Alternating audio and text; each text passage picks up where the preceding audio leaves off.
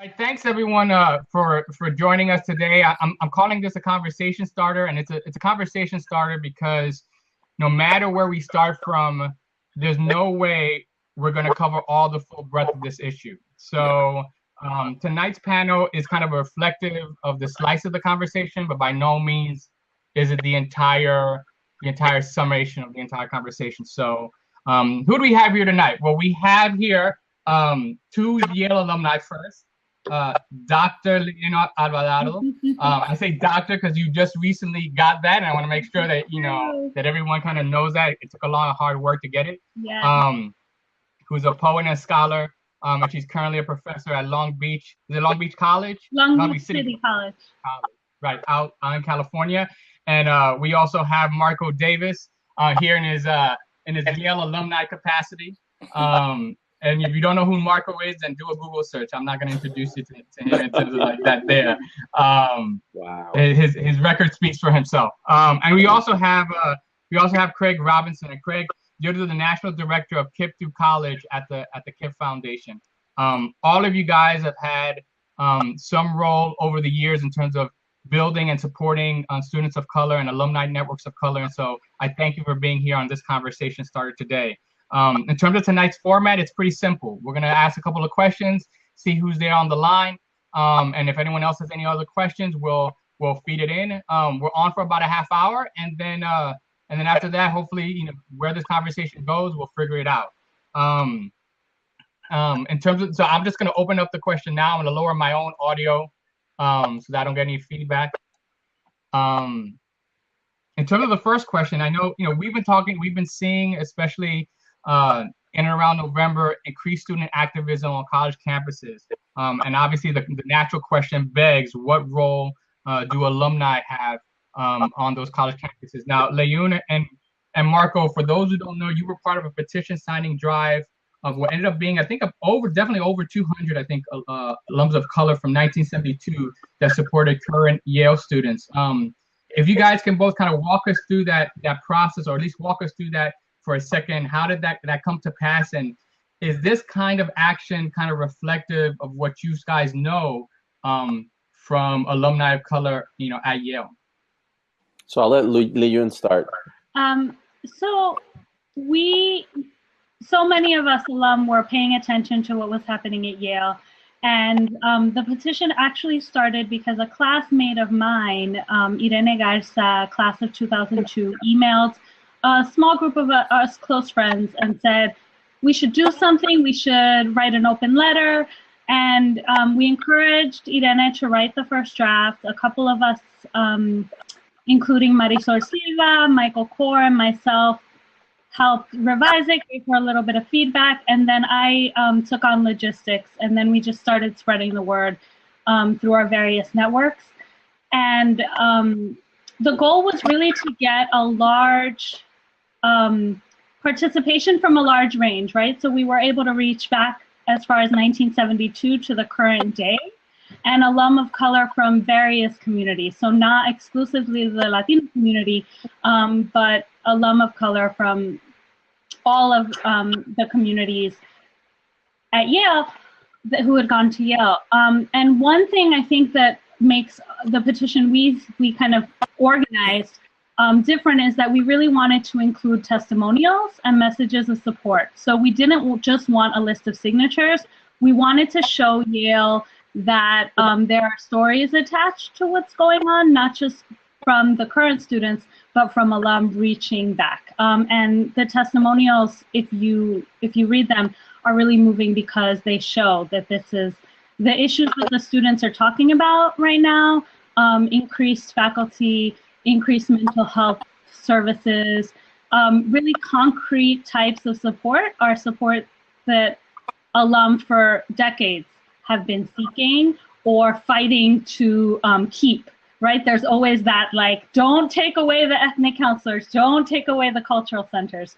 And so these movements are not brand new. And I think that petition did a nice job with the collection of testimonials of showing the evidence of that. The only thing I'll add on there is, In this particular case, I was absolutely just along for the ride. I really credit Li Yun and her cohort for their leadership in putting together this petition and writing it and getting the word out. I've often played something of a role of a bridge builder as sort of a networker, which unfortunately too often has a negative connotation. But this sort of was a perfect kind of example of the kind of action and activity that alumni could take, which I think my conversations with many alumni over the years have indicated an interest in and a hunger for, frankly. And I think technology has really facilitated it of late. But, you know, I'm class of 1992. And so going back to those days when there were efforts in fits and starts for Chicano alumni associations, for a Puerto Rican alumni association, which ultimately then finally sort of was able to be created into a Pan-Latino alumni organization. I was part of sort of the founding, I think, interim board for that board of directors. We created listservs, both for Yale Latino specifically, as well as the Brown Ivy listserv. So there was always sort of that interest. And I think sort of a catalytic moment like this really allowed for a lot of alumni to plug in and to contribute their thoughts, their insights, share their experiences through the testimonials, as Li Yun said, and to really offer support, both sort of emotional as well as, frankly, spiritual, for the students on campus now. And that's something that we've, I think, struggled to find ways to do over the years. So I think this has been a really excellent, I think, example of the ways in which I think alumni can come together and really help to support students. And that's something, again, that's been something that's been desired and that's been tried, frankly, sort of for many decades now, going back to, I think, the earliest sets of alumni that first came out of the campus. You guys talked about stories and the importance of stories. Did you get a sense, you know, when you guys were talking to current students, that they kind of knew, you know, that history and history can kind of go both ways? Is that, you know, like, what's the tension that history and bringing your own stories and sharing those stories bring, especially when you carry that into this kind of student-alumni relationship, you know, in terms of what's that tension like when it comes to storytelling? I think one thing that we were mindful of in the letter is to be mindful that they are the ones on the ground.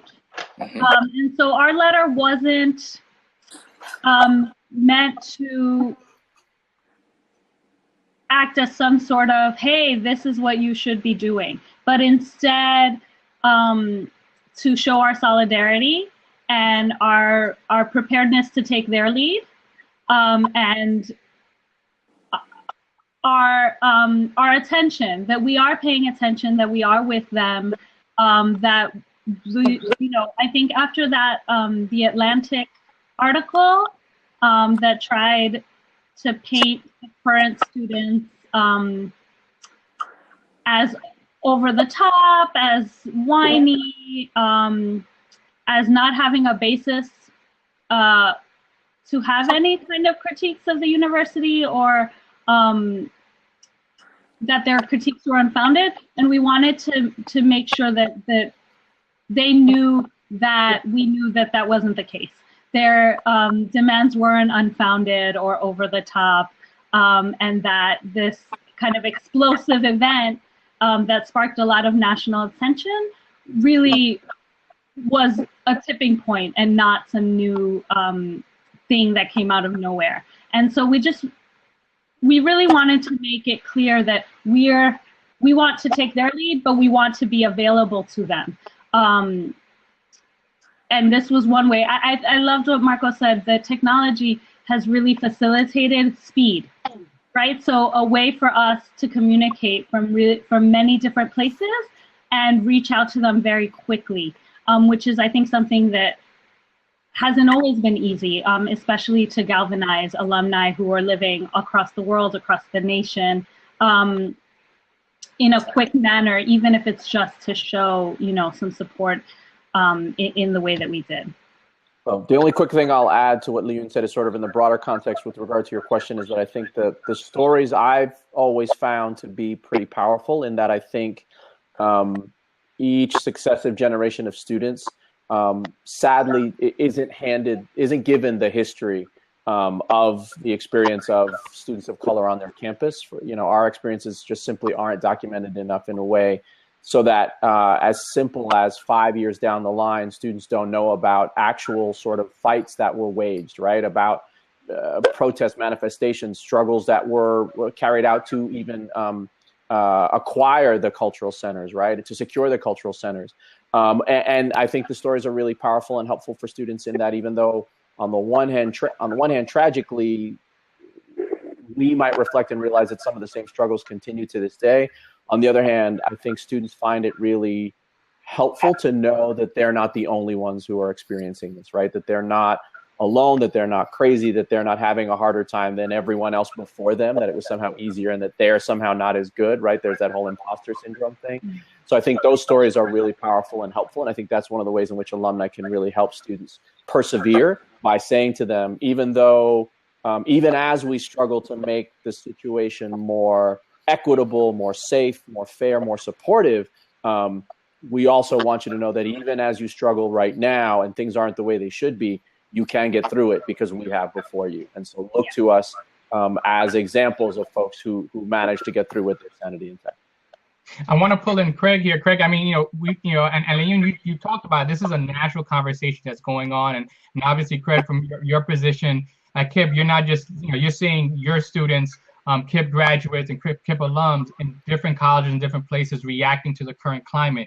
I'm curious in terms of what are you hearing on the ground in terms of from them in terms of these different places, especially in terms of in terms of how are these programs like KIPP in some ways an infrastructure in some way of sharing support and stories and in some ways what's going on at the other colleges?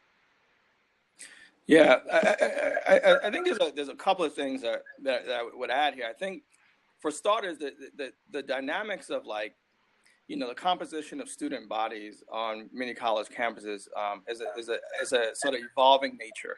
I think on the one hand, we do see that organizations like KIPP and other pipeline organizations like Posse or Better Chance and Prep for Prep are sort of collaborating in different ways to groom students to be prepared, not just for the rigors of college, but also the realities of college. And that sort of those folks who've gone before, as Marco and Leon alluded to, and I think a testimony of their work as alums really reflect, is the fact that it's not a new journey for them. And I think for a lot of students going off to college, if you're first generation students and you're being hit with all types of realities of the application process, to the affordability challenges, to a sense of belongingness on campus, and then ultimately the role you have as a student, which is just being able to invest yourself in your academic experience there. I think of all the things that students are sort of experiencing all at once. And I think that can be overwhelming. And for students, when you layer on top of that, some of those harsh and brutal realities that they may experience sometimes for the first time in that unique way, I think that's when students, have a choice about how do they respond. And it's inspiring to see students, bringing their voice, like turning this into a movement of power and recognizing that they have not just an opportunity, but also a responsibility to speak up and speak out on their experiences, but also a reflection that, hey, I can do something about this. That while it may feel overwhelming, I don't have a defeatist mindset about it. And that if I unify and find others who share common ground, that I could actually change the landscape of what this college experience is like for myself, for other students who are on campus, and for generations to come. I think one of the things that's interesting, I find, is that you've got these students, and these students are going to become alums, right? I mean, I think everyone, anyone who's been in any kind of involvement as a student leader knows that at the end of the day, the best thing that you can do to continue the struggle is to graduate, right, and become an alum and leverage your power there. So I'm curious as to when it comes to that relationship or transition from student leader to, in essence, alumni. Each of us, in some ways, knows a little bit of that story. What was like the relationship, if you could think back to each of you guys in terms of your own college experience, to other alumni of color that you saw? And is there a difference in some ways between the relationships that we may have had with other generations of alumni of color, to kind of comparing that to perhaps the relationship that either exists now or we want to exist now current students? And that's for all three of you guys. I can start. I still remember Marco hanging around on campus when I was a current student. I was class of 2002, so I started in 98, and Marco was already doing, you know, as he said, laying some of the groundwork with Brown Ivy, the Yale Latinos listserv, and so. Thank you. I wasn't just hanging around. No, I know. No, but right, you were already doing kind of that infrastructure work before these, some of the infrastructure that has helped kind of move it even further forward really existed. I also feel really blessed because I moved back to New York in 2005. I lived in Boston for a few years, and New York is such a hub for Latino alumni post-Yale. So, for example, every Friday after Thanksgiving, Justice Eduardo Padrón, who just retired, and his class of, I can't remember, would host a Latino holiday gathering for alums. So that was, because he was one of the earlier Latino alum, there were many generations who would come into his home, and that's a tradition that has continued. So New York had this really strong culture of bringing alums together, if only that one time a year. And that allowed for organizing in that 2005, 2006, 2007. I can't remember exactly when, but I was a part of the initial organizing of the Yale Latino alumni of the tri-state area, which then expanded into the national organization. And so being in New York really allowed us to travel to New Haven a lot. So the tri-state area alumni organization had really strong relationships with the current students every year. And that helped make the transition for them, I think, even easier into this community of alumni, because they saw alumni regularly on campus through our efforts. And there was a Latino alumni reunion on campus. So I feel like these generations of students have had alumni in an organized way on campus more regularly because of the alumni associations which developed and made the transition even easier, I think, for them than even for me, having a few key alumni in my orbit. It also helps in moments like now when we need to get signatures from 1972 to the current day, right? I was able to reach out to some of those 1970s alum personally because I had relationships with them from this organizing period. So it was easier to bridge those different generations in these moments when we need people to step up and speak out because we have the infrastructure there.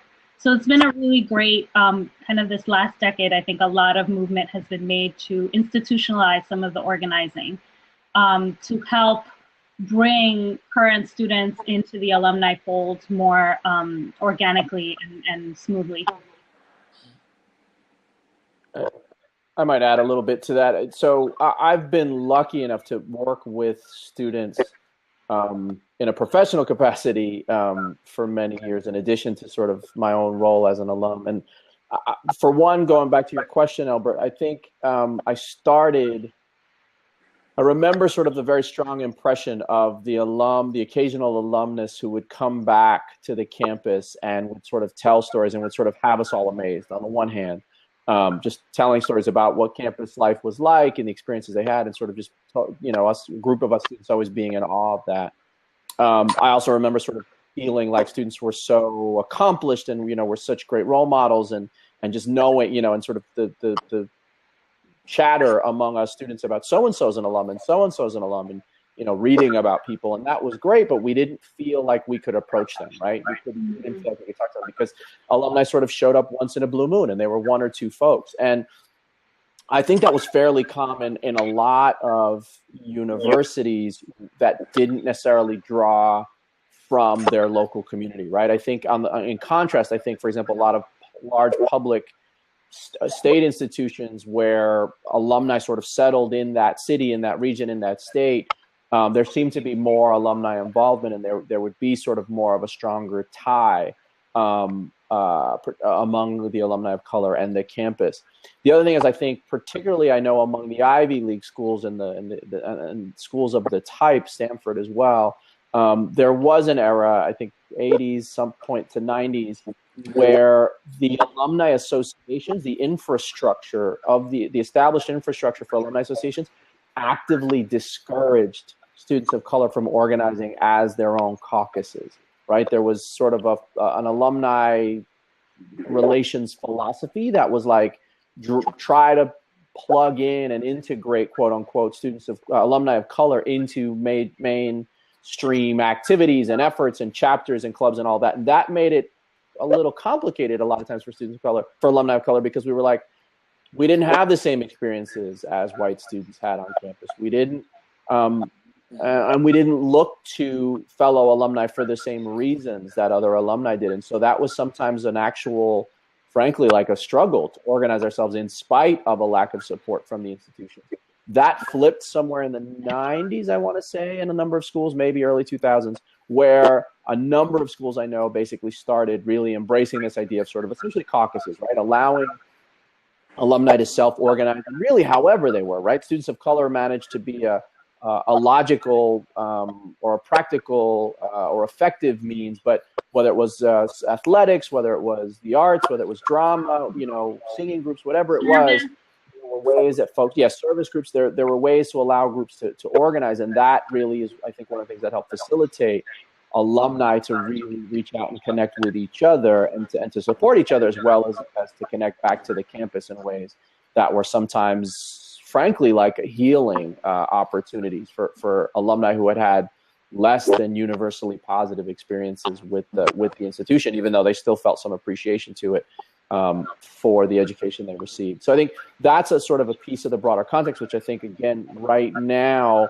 we have yet another opportunity where, when the institutions are responding, I think, in fact, one of the things I would encourage alumni to do is to challenge your institution to create a role and to provide institutional support, frankly, for alumni to play a role in supporting the students who are dealing with these struggles right now in this activism. Because alumni can be actually really excellent bridges for the current student population and, frankly, the administration, who often, there's way too many folks in the leadership who simply have no context, who have no expertise in the nuance of the challenges that students are facing, and alumni who may now, as a result of their professional lives, as a result of the life they've experienced, can actually be bridges in that way. And that's a piece, I think, that's a real opportunity for folks at all schools, so that people should really try to look to leverage, take advantage of, to reach back out to your institutions and to say, we're here, we're available, we want to be helpful, both to the students on campus as well as to the institution, to figure out how to improve the climate and the culture on the campus in a way that the students feel better about. Yeah, I would add, I think that the nature of alumni re-engagement, I think, varies pretty widely.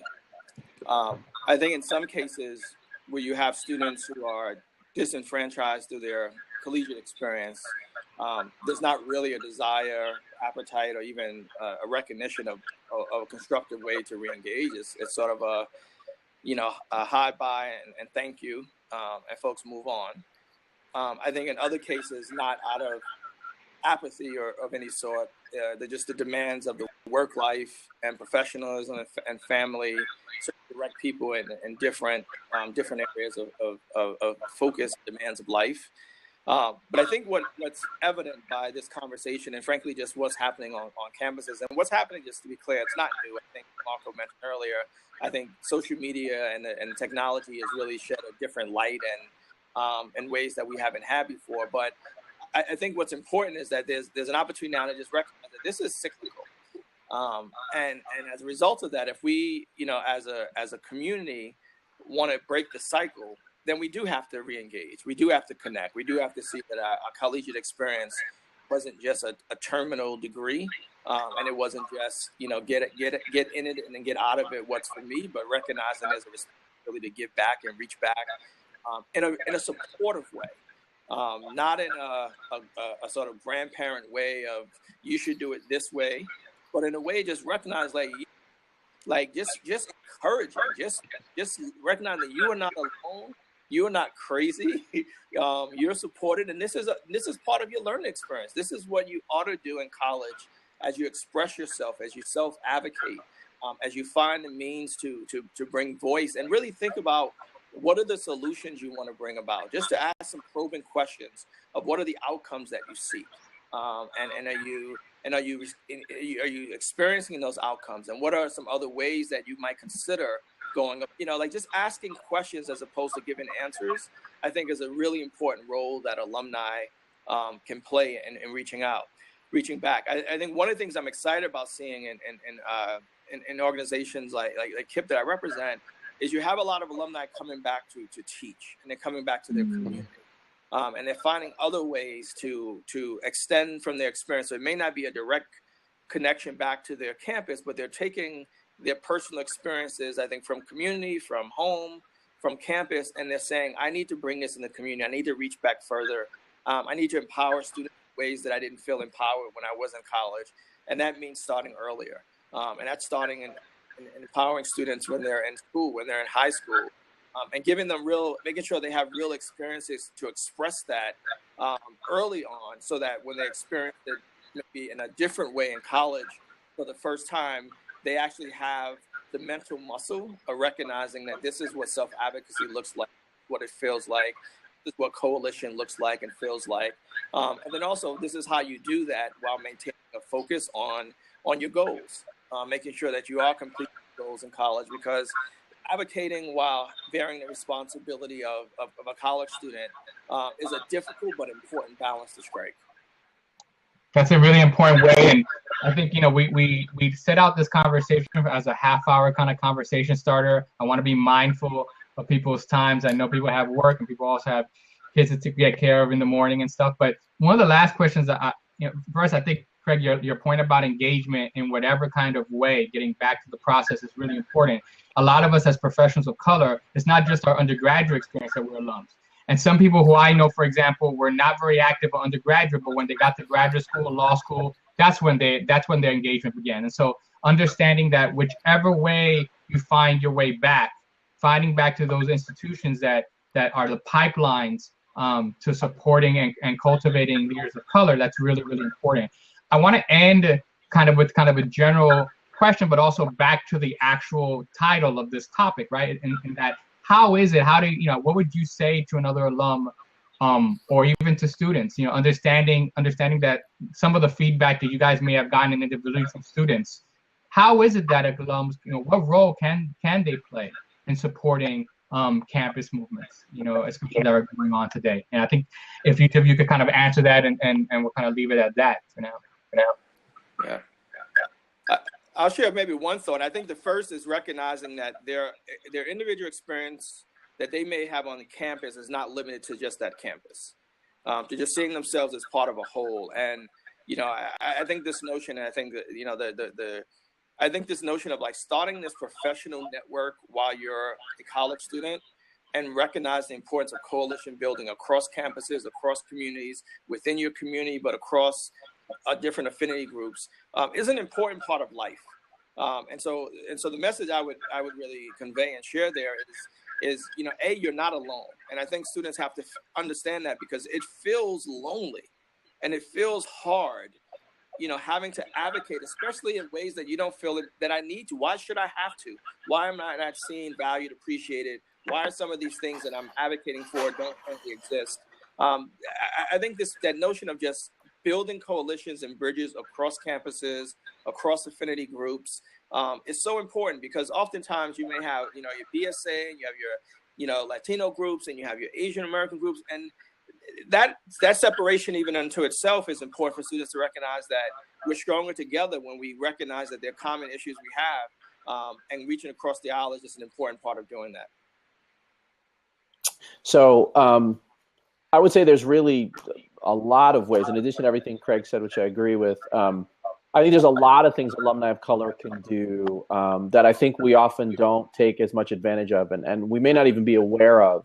So there's a couple of things I would sort of say to encourage alumni of color to think about it. One is, as we've all been saying for the last half hour, be a resource to the students on campus now, right? And I think to pivot off of Craig's point, be a resource to the students on your alma mater's campus, but be a resource, frankly, to students on any campus, right? Whether you're connected, whether you have a professional relationship, whether you have nieces, nephews, whatever, your friends, kids, right? Realize that, again, you occupy a really valuable place in the lives of students because you've been through that experience before. And so that's one way in which you can be a resource. That's one.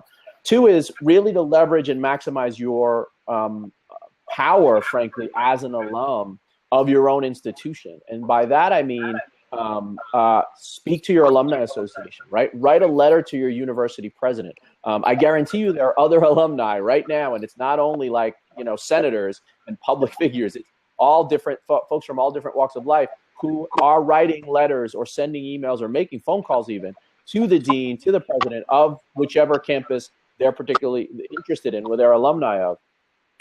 And so the leadership needs to hear from alumni of color as well. And I have a colleague who talks about with government, and I think the same thing applies here, which is that we need to understand that we don't need to wait for permission, right? We don't need to wait for an invitation. We don't need to be asked. I mean, I absolutely credit and I take nothing away from the efforts that Li Yun and her cohort did. But in my mind, like, there was no reason why all alumni who felt strongly one way or another, well, not one way or another, ideally positively towards the students, couldn't have each written their own individual letter, right? I'm glad we signed on, and I'm glad Li Yun did it because it saved me time of writing my own letter. But I still plan, in fact, to write my own individual letter in addition to having signed on to that petition, right? And again, that's powerful.